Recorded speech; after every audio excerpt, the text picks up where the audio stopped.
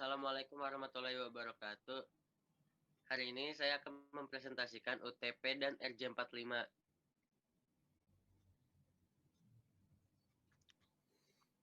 Apa itu RJ45? RJ45 adalah Registered Jack 45. RJ adalah peralatan yang biasanya pada jaringan yang dapat mengatur pemasangan kepala konektor dan urutan kabel. RJ45 digunakan untuk menghubungkan dan mengurutkan kabel pada UTP sehingga dapat digunakan untuk LAN. Kalau UTP itu apa? Kabel UTP, Unshielded Twisted Pair, adalah kabel yang terdiri dari 4 pasang kawat, di mana masing-masing tembaga kabel kawat ditutupi oleh bahan isolasi dan saling melilit. Kabel UTP digunakan dalam berbagai media dan biasanya dikombinasikan dengan RJ45 atau yang biasa disebut dengan Registered Jack 45.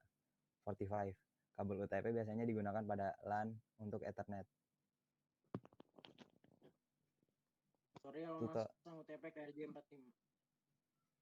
Yang pertama, bahan dan alat yang dibutuhkan itu ada RJ45 sama UTP tentunya. Terus ada clamper sama tang. Ini langkah-langkahnya. Tentukan terlebih dahulu pola hubungan kabel yang akan dibuat. Straight, cross, atau rollover. Terus yang kedua, kupas kabel UTP dengan alat pengupas kabel lebih kurang 2-3 cm. Yang ketiga, susun urutan kabel sesuai dengan warna yang sudah ditentukan atau sesuai dengan pola yang dipilih. Yang keempat, setelah tersusun rapi dan sesuai urutan, lakukan pemotongan terhadap kabel tersebut lebih kurang 1,5 cm dengan alat pemotong kabel. Setelah yakin kabel terpotong rapi sama rata, masukkan ujung kabel tersebut ke dalam konektor RJ45. Pastikan seluruh ujung kabel sampai ke ujung konektor sehingga bisa tembus oleh pisau yang ada di konektor. Usahakan juga kulit kabel luar masuk sampai ke pengunci kabel supaya kabel terpasang kokoh.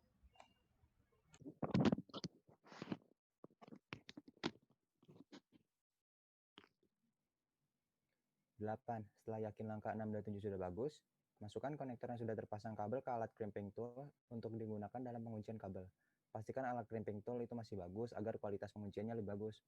Beberapa pengalaman membuktikan bahwa crimping tool yang tidak bagus dapat menyebabkan pisau-pisau yang ada pada konektor tidak sempurna dan bahkan tidak menembus kulit kabel sehingga sambungan kabel tidak sempurna. Jika hal ini terjadi pada kabel-kabel yang terpakai untuk penghantar data, maka kabel ini tidak bisa dipakai untuk koneksi jaringan. Tapi jika tidak, pada kabel yang terpakai masih bisa digunakan.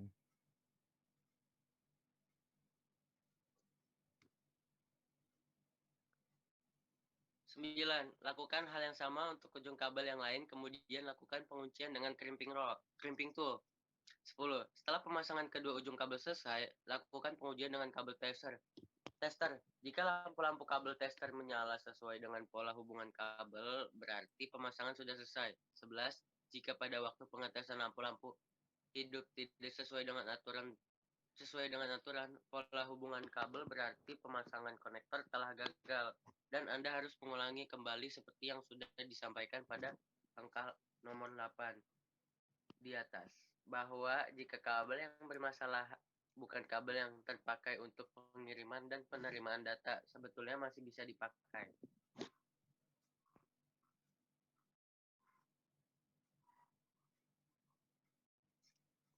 Sekian dari kelompok kami, kurang lebihnya mohon dimaafkan. Assalamualaikum warahmatullahi wabarakatuh.